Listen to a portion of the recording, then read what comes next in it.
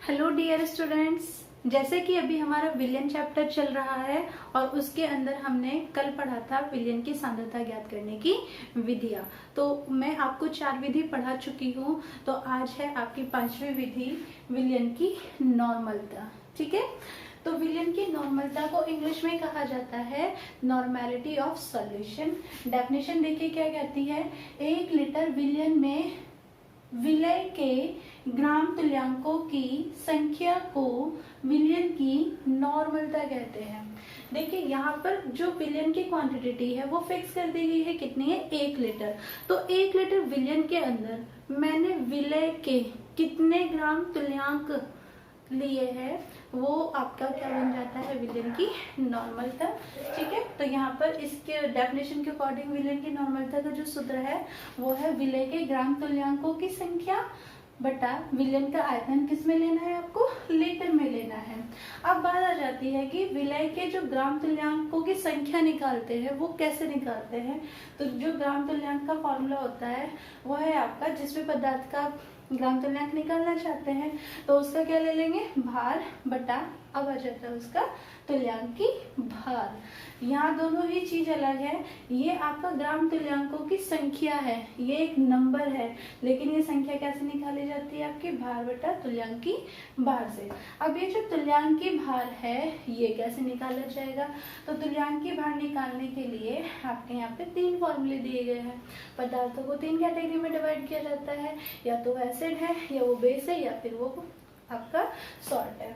ठीक है, तो अगर आपका दिया गया पदार्थ अम्ल है तो अम्ल का तुल्यांकी भार कैसे निकलेगा, अम्ल का अणुभार बटा उस अम्ल के अंदर H पॉजिटिव आयनों की कितनी संख्या है।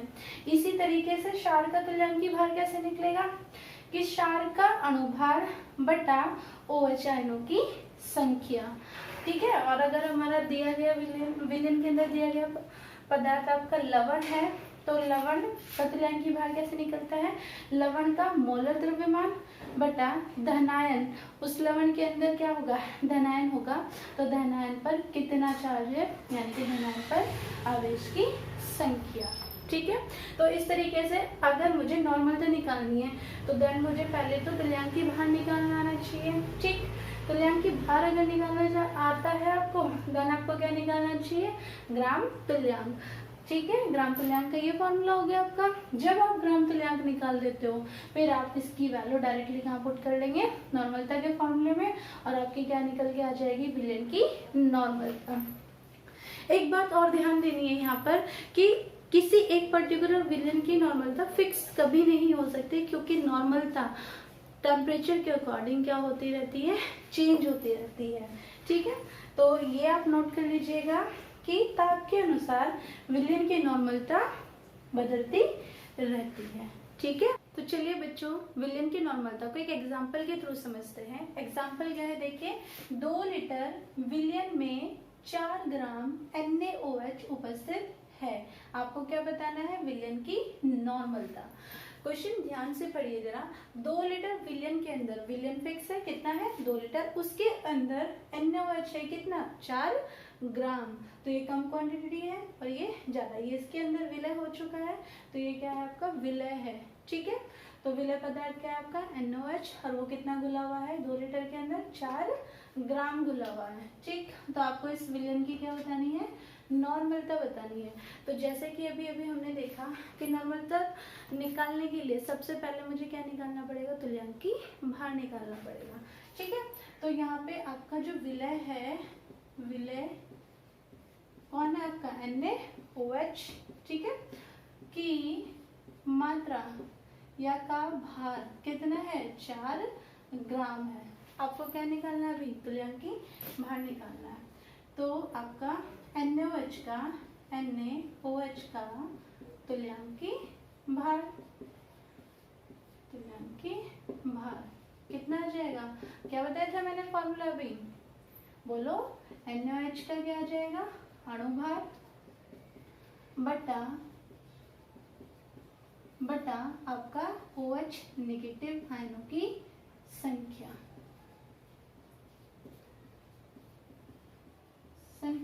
ठीक है, अब एक बात बताओ बच्चों मुझे, ये NaOH है, जब इसको ब्रेक करेंगे तो इसके ऊपर Na पॉजिटिव प्लस OH क्या आ जाएगा नेगेटिव। तो यहाँ से आप देख सकते हैं कि OH नेगेटिव आयनिक संख्या कितनी है, 1 है। ठीक है, तो यहाँ निकालेंगे अब इसको और दोबारा से करते हैं। ठीक, तो ये आपका आ जाता है NaOH का अनुभार कैसे निकालेंगे, Na plus O plus H का अनुभार बटा OH आयनिक संख्या कितनी है 1।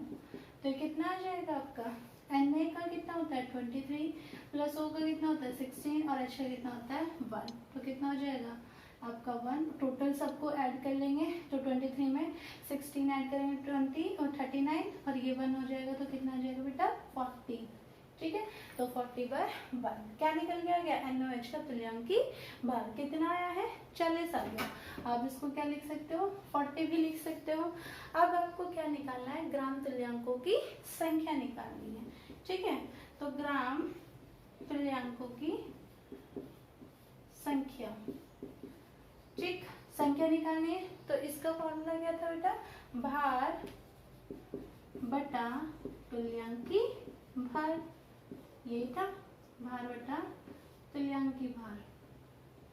ठीक, तो आप देखिए ये भार कौन सा है जो विलयन के अंदर है, तो विलय कितना घुला हुआ है विलयन के अंदर 4, तो आ गया 4। और तुल्यांकी भार कितना निकल के आया है विलय का आपका 40, तो आ गया 40।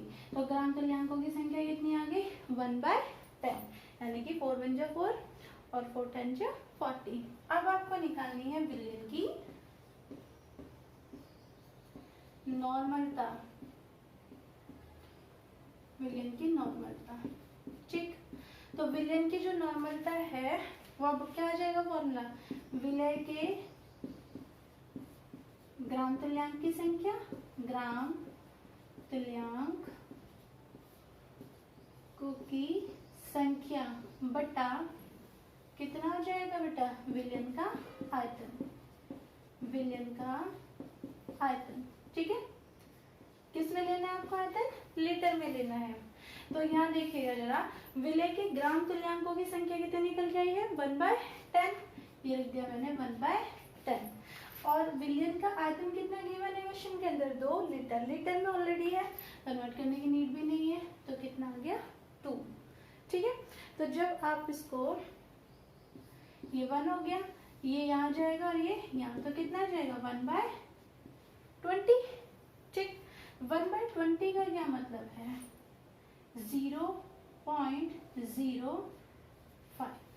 ठीक है, अब इसका मात्रक क्या हो जाएगा, अब आप ये देखो कि ऊपर क्या है ग्राम तुल्यांक और नीचे क्या है लीटर, तो मात्रक भी क्या हो जाएगा, आंसर लिख देंगे 0.05 ग्राम तुल्यांक